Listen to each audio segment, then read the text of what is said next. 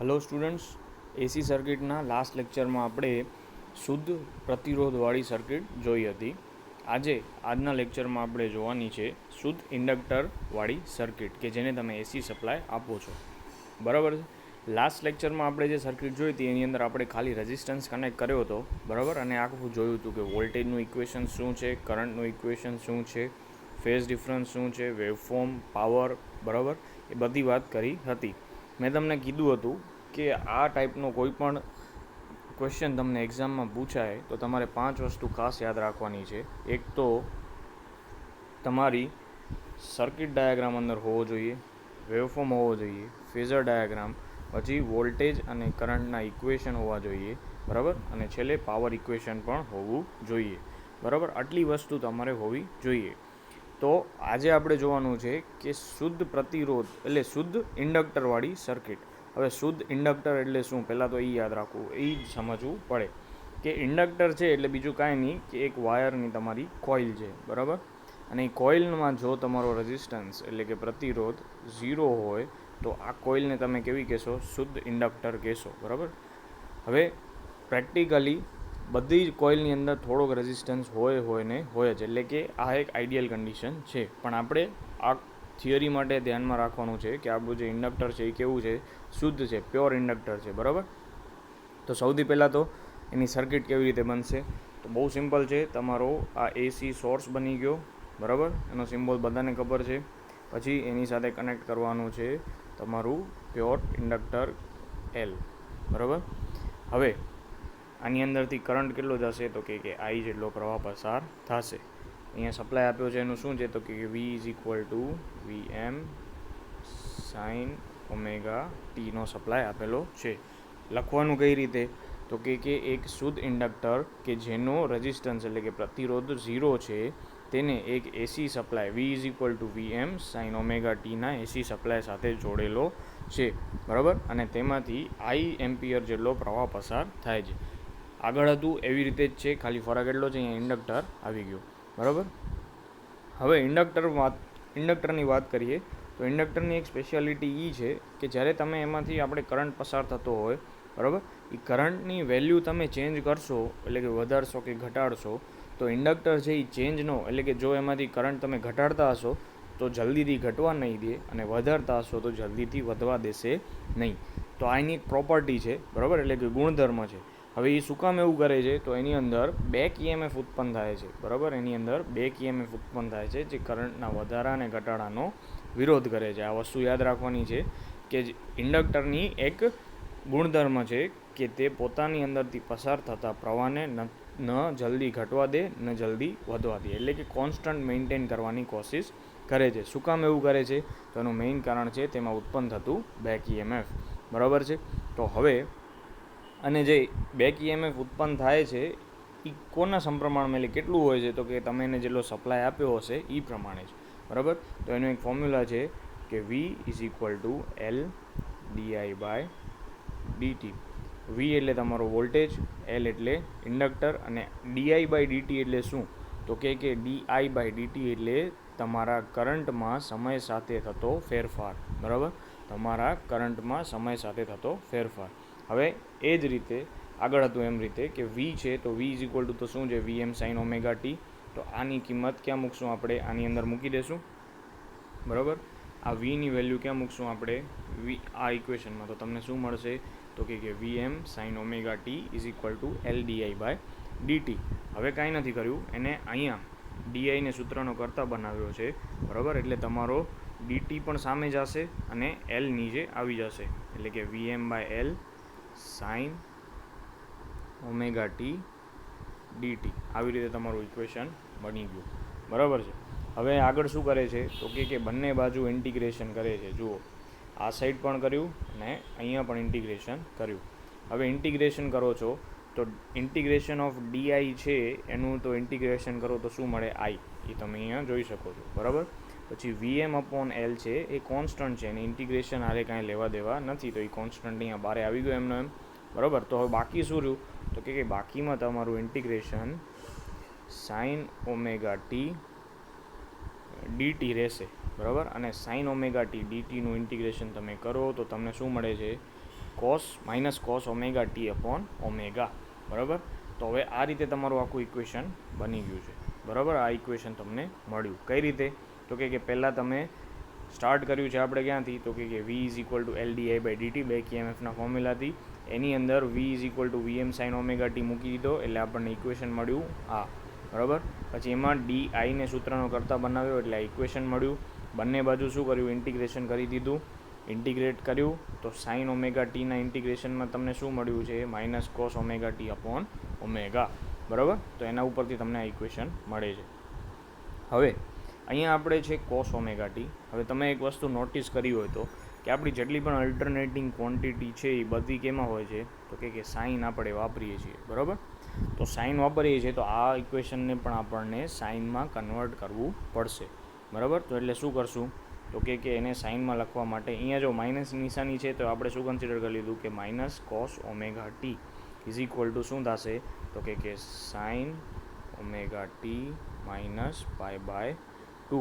હવે જ્યારે પણ અહીંયા પાઈ બાય 2 આવે એટલે તમારું ત્રિકોણમિતીય ફંક્શન છે એ શું થઈ જશે? ચેન્જ થઈ જશે, બરાબર. આ તમે ઓલરેડી મેથ્સમાં ભણી ગયા હશો, બરાબર. તો યાદ રાખવાનું છે કે આપણે અહીંયા માઇનસ કોસ ઓમેગા ટીની જગ્યાએ શું મૂકશું હવે? તો કે sine omega T minus pi by 2, બરાબર. તો હવે એ તમે અહીંયા મૂકી દીધું અને હવે આપણું ઇક્વેશન શું થઈ જશે? અહીંયા VM upon omega L sine omega T minus pi by 2. હવે નીચે જે ઓમેગા એલ છે એ ખાસ ધ્યાન રાખવાનું છે.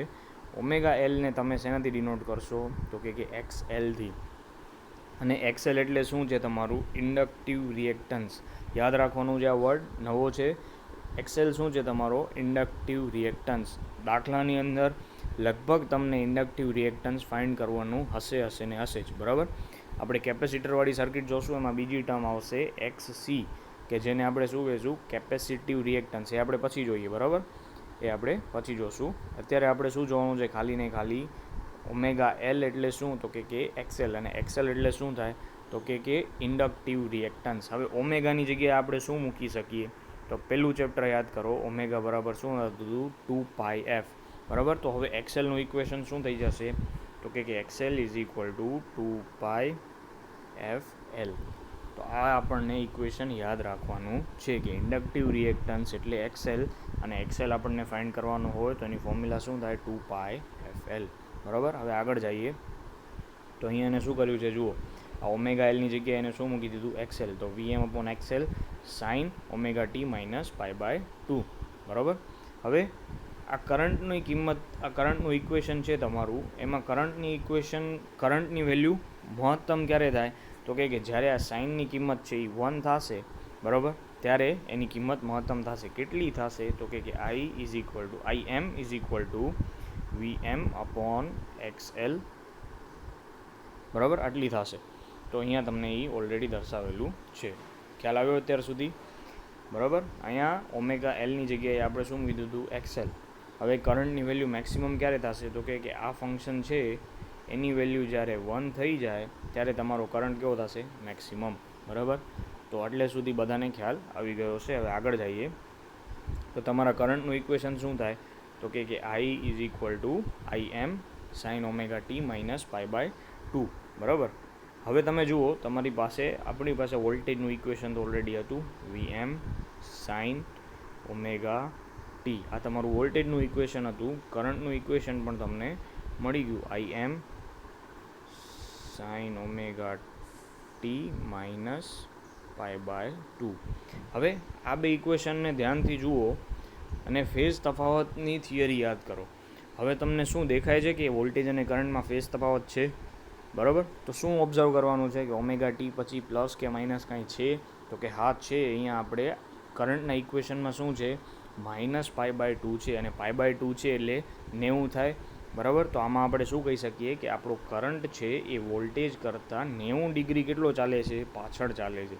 તો બે વચ્ચે, વોલ્ટેજ અને કરંટ વચ્ચે ફેઝ તફાવત કેટલો છે? પાઈ બાય 2નો. કઈ સર્કિટમાં? તો કે શુદ્ધ ઇન્ડક્ટરવાળી, એટલે કે શુદ્ધ ઇન્ડક્ટરવાળી સર્કિટમાં તમારો કરંટ છે એ લેગ કરે છે વોલ્ટેજને, બરાબર. એટલે કે આનો પાવર ફેક્ટર કેવો છે? લેગિંગ. અને કેટલો? તો કે પાઈ બાય 2 જેટલો. તો હવે વેવફોર્મ બનાવીએ. તો વેવફોર્મમાં પહેલાં તો સિમ્પલ કયો ડ્રો કરવાનો છે કે જેની અંદર કોઈ પણ ઓમેગા ટી પછી પ્લસ માઇનસ કાંઈ હોય નહીં તે. તો આપણા કેસમાં શું છે, વોલ્ટેજનું ઇક્વેશન છે, આપણે વોલ્ટેજ ડ્રો કરી નાખ્યો, બરાબર. હવે વોલ્ટેજ ડ્રો થઈ ગયો, કરંટ ડ્રો કરવાનો છે. કરંટ કેટલો પાછળ છે, તો કે π/2 જેટલો પાછળ છે. તો π/2 એટલે ક્યારે, તો કે આટલો એરિયા થયો, બરાબર, આ વચ્ચેનો એરિયા, એટલે કે આ ટાઈમ ઉપર તમારો કરંટ સ્ટાર્ટ થશે. તો અહીંયાથી કરંટ સ્ટાર્ટ કર્યો, બરાબર, આવી રીતે, અને આ તમારું કરંટનું વેવફોર્મ ડ્રો થઈ ગયું. તો આ રીતે ડ્રો કરવાનું છે. અને બીજી એક વસ્તુ કે જે વેવફોર્મ મોડેથી સ્ટાર્ટ થાય એ પૂરું પણ મોડું થશે. આપણે જ્યારે શુદ્ધ પ્રતિરોધવાળી સર્કિટ જોઈ હતી એમાં કોઈ પણ જાતનું ફેઝ તફાવત હતો નહીં. તો એ કેસમાં આપણે શું ડ્રો કર્યું હતું, આવો એક વેવફોર્મ ડ્રો કર્યો હતો, બરાબર, કે જેની અંદર તમારું કરંટ અને વોલ્ટેજ બે સાથે મેક્સિમમ થતા હતા, ઝીરો પણ મેક્સ સાથે થતા હતા, બરાબર. તો આ રીતે આપણે શુદ્ધ પ્રતિરોધ જોયું હતું. અને આમાં આપણે જોયું કે ઇન્ડક્ટરવાળી સર્કિટ હોય એમાં તમારો શું થાય છે, તો કે તમારો કરંટ છે એ π/2 જેટલો વોલ્ટેજ કરતાં પાછળ છે. તો હવે ફેઝર ડાયાગ્રામ ડ્રો કરીએ. તો આપણે વોલ્ટેજને પહેલાં ડ્રો કરી લીધો. હવે 90 ડિગ્રી પાછળ છે, તો એટલે આપણે ડ્રો કરશું નીચેની સાઈડ, બરાબર. તો આ તમારું વોલ્ટેજ થઈ ગયું, આ થઈ ગયું કરંટ. બહુ સિમ્પલ છે. અત્યાર સુધી કાંઈ તમને તકલીફ પડી હોવી જોઈએ નહીં. હા, ડેરિવેશન થોડું છે, પણ પ્રેક્ટિસ કરશો તો આવડી જશે, બરાબર. હવે આગળ જઈએ. તો આપણે આગળ જોઈ લીધું કે ωL=XL ને તમે શું કહેતા હતા, ઇન્ડક્ટિવ રિએક્ટન્સ, બરાબર. અને ઇન્ડક્ટિવ રિએક્ટન્સ XL. હવે આમાં શું કર્યું, તો ઓમેગાની જગ્યાએ શું મૂકી દીધું, 2πfL મૂકી દીધું. એટલે XL બરાબર શું થઈ ગયું, 2πfL ને ઇન્ડક્ટિવ રિએક્ટન્સ. હવે જો આની અંદર શું થાય, તો કે અહીંયા XL આવશે, બરાબર. હવે શું થાય છે, તો કે XL છે એના સૂત્રની અંદર શું આવે છે, ફ્રીક્વન્સી આવે છે. તો હવે ધારો કે તમે ફ્રીક્વન્સી વધારશો કે ફ્રીક્વન્સી ઘટાડશો તો XLની કિંમતમાં પણ ફેરફાર થશે. એટલે અહીંયા શું લખ્યું છે કે ઇન્ડક્ટિવ રિએક્ટન્સ ફ્રીક્વન્સી ઉપર આધાર રાખે છે, બરાબર. તો આ એક ઇમ્પોર્ટન્ટ વસ્તુ છે ધ્યાન રાખવાની.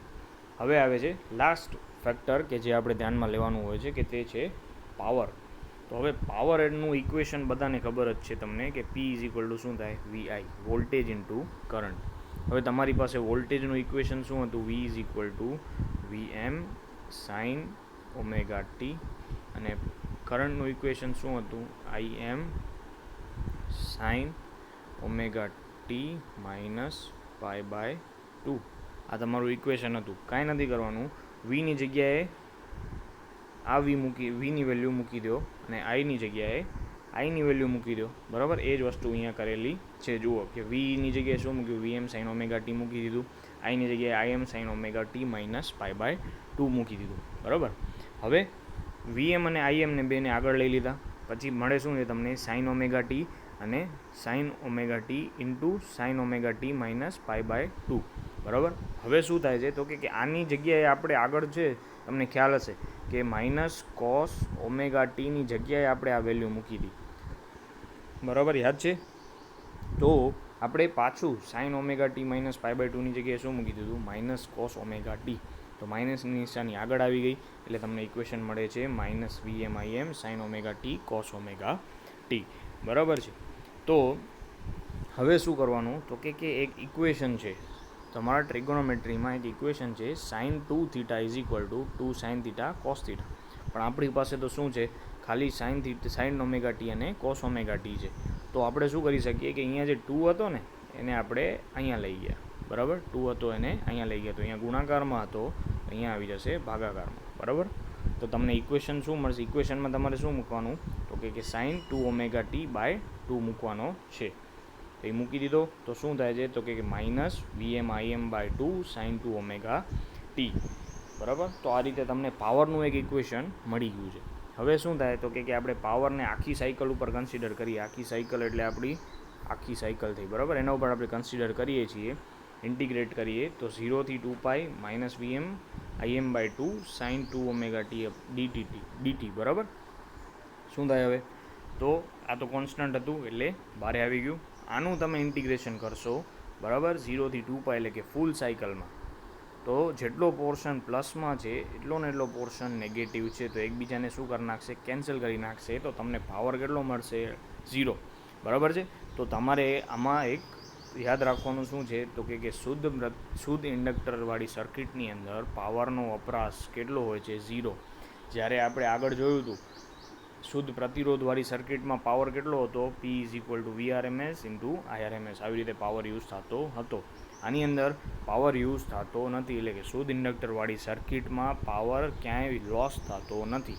બરાબર, તો આ તમારે યાદ રાખવાનું છે. ઘણીવાર એક્ઝામમાં પૂછી શકે છે કે શુદ્ધ ઇન્ડક્ટરવાળી સર્કિટમાં પાવર કેટલો યુઝ થાય છે. બરાબર, તો એ આપણને ખ્યાલ હોવી જોઈએ. હવે પાવરનો આપણે વેવફોર્મ જોઈ લઈએ.